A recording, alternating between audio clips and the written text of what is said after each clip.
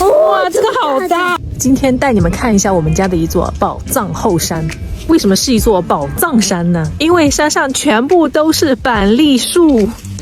在英国，那些板栗很贵，但是他们都不知道。这里有这么多，有很多，免费。没关系。哇，这个好大！哇，威廉这个好大！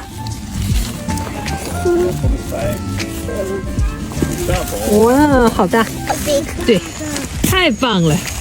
哎，找到了很大的！哇，这么多啊！你看一个很大的，哇，真的很大哎！大家有时间一定要让孩子们多接触大自然。